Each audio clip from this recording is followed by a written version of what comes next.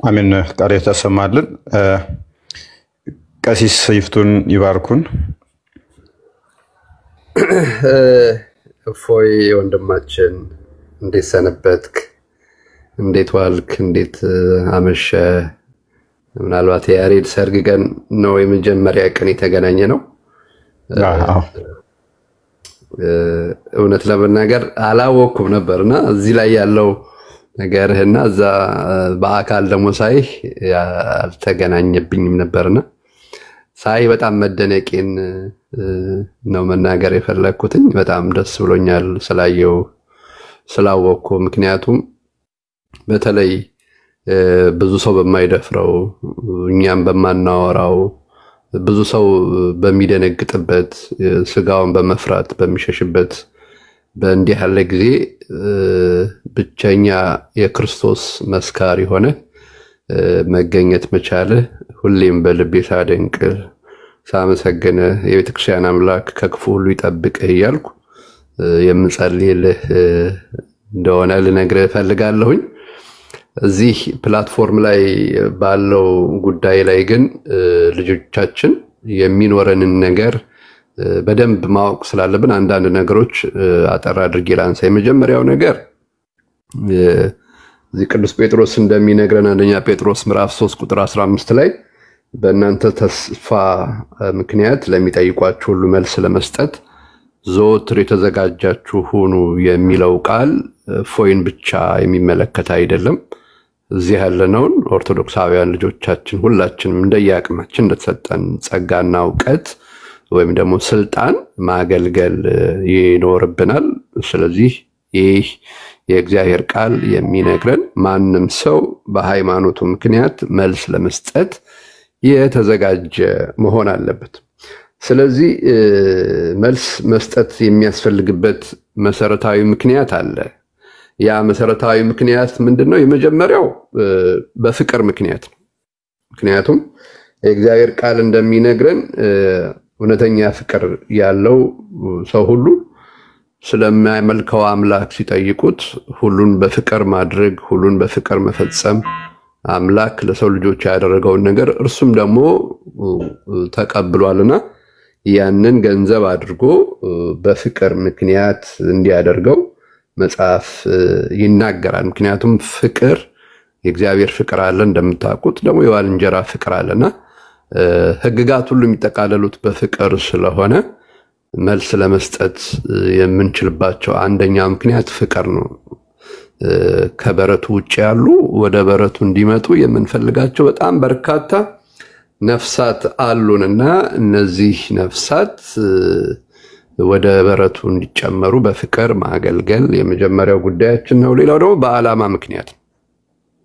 መልስ የምንሰጠው በዓላማ ምክንያት ነው። ዓላማው ምንድነው ካላችሁኝ የእግዚአብሔር ቃል እንግዲያስ ጊዜ ካገኘን ዘንድ ለሰው ሁሉ መልካም እናደርግ የሚል ቃል እዚህ ገላትያ ምዕራፍ 6 ቁጥር 10 ላይ እናያለንና የምናደርገውን ማንኛውንም ነገር ለእግዚአብሔር ክብር አድርጉት ስለተባለ ለእግዚአብሔር ክብር በዓላማ ምክንያት ልናደርገው ይገባል። እኛ ያገኘነውን እኛ የሰማነውን እኛ የቀመስነውን እኛ ያጣጣምነውን እኛ ያገኘነውን እረፍት ሰዎች ማግኘት ስላለባቸው ያንን በዓላማ ምክንያት ለሰዎች ሁሉ መመስከር ሰዎችን ሁሉ ማስተማር አግባብ እንደሆነ በቅዱሳት መጽሐፍት ተጽፎ ስለምናነብ ነው። ሌላው ሶስተኛው ምክንያት መልስ መስጠት ያስፈልገበት የተዛቡ መረጃዎችን ማስተካከል ይኖርብናል። እንደምታውቁት ብዙ ነገር ነው የሚባለው።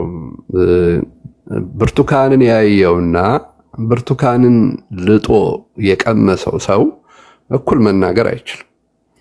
ስለዚህ በዚህ የተነሳ ከሩቅ ያዩት ብርቱካን በግምት ይጣፍጣል አይጣፍጥም የሚል የተዛባ መረጃ ይተላለፋልና ይህን የተዛባ መረጃ ማስተላለፍ ደግሞ የቤተክርስቲያን ልጆች ግዴታ ነው፣ ውዴታ ነው። ስለዚህ እነ ፎይ እነ ጳላዲዮስ ሌሎችም እህት ወንድሞቻችን እያደረጉ ያሉት ይህን የተዛባ መረጃ ማጥራት ላይ መሰረት ያደረገ ነው። ቤተክርስቲያን የማትለውን ትላለች፣ ቤተክርስቲያን የማታስተምረውን አስተምራለች፣ ቤተክርስቲያን ያልተናገረችውን ተናግራለች የሚል ትውልድ በሐሰት የሚከስ ትውልድ እየመጣ ስለሆነ ይሄንን ትውልድ በፍቅር በቅንነት በጨው እንደተቀመመ በጸጋ ተናግሮ መረጃውን ማስተካከል ያስፈልጋል። ከዛም በተጨማሪ ደግሞ ብዙ የውይይት ጥሪዎችም እየመጡ ስለሆነ ይሄንን የውይይት ጥሪ ተቀብሎ ተገቢ የሆነ መልስ መስጠት ያስፈልጋል። በዚህ ወንድሞቻችን እንደነፎይ እንደነጳላዲዮስ ሌሎችም ወንድሞቻችን ጥሪውን ተቀብለው መልስ እየሰጡ ነው። በዚህ የተነሳ ደግሞ ከእንትናቸው ውጪ ከአውዱ ውጪ ያልሆነ የግድያ የማስፈራሪያ ዛቻ ዘለፋ እንዲህ አይነት ነገሮች እየተላለፈ ነው። አንድ ነገር ልናገር፣ መስተዋት ቤት ያለው ሰው ቀድሞ ድንጋይ አይወረውርም። ምክንያቱም አደጋው ለራሱ ስለሆነ አደጋው ለራሱ ነው። ስለዚህ መስተዋት ቤት ሆኖ ድንጋይ መወርወር አደጋ አለው። ስንችል በቅንነት መጠየቅ በቅንነት መልስ መስጠት ነው እንጂ ሲነገረን ስለምናምነው እምነት ድንጋይ የምናነሳ ሰይፍ የምናነሳ ግድያና ዛቻ ዘለፋ የምናስብ ሰዎች ማወቅ ያለብን ነገር ቢኖር ከእምነት ማፈንገጥ ነው። በእኔ እምነት የትኛውም እምነት ግድያ ላይ ይፈቅዳል የሚል እምነት የለኝም። ስለዚህ የውይይት ጥሪውን ተቀብለው መልስ እየሰጡ ነው። ከዛው ተጨማሪ ደግሞ የመልሱ አቀራረብ እንዴት ይሁን የሚለው ነገር ደግሞ መሰረታዊ ነገር ነው።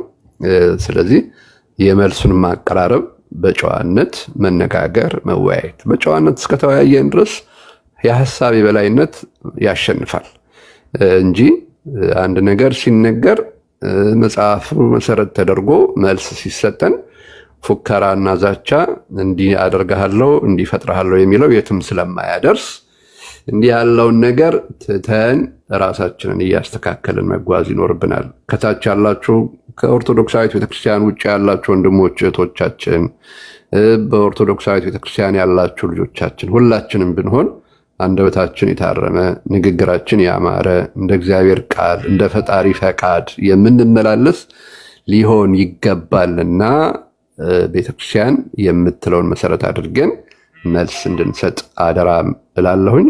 ለወንድማችን እፎይ፣ ለወንድማችን ጳላዲዮስ፣ እዚህ ላይ እየሰሩ ያሉ ለእህቶች ለወንድሞች የተለየ አድናቆት የተለየ ክብር አለኝ። እግዚአብሔር ይባርካችሁ፣ እግዚአብሔር ይጠብቃችሁ። እፎይ አሜን አሜን። ቀሲስ በእውነት ቃሎት ያሰማልን። እንደርሱ ያለ አባት ስላለን ደስተኛ ነን። እኛም እንወዶታለን፣ እናመሰግናለን። አሜን አሜን አሜን። እሺ ዲያቆን ሕዝቅያስ አይ ቲንክ ወደ እርሶ ልለፍና አጠራ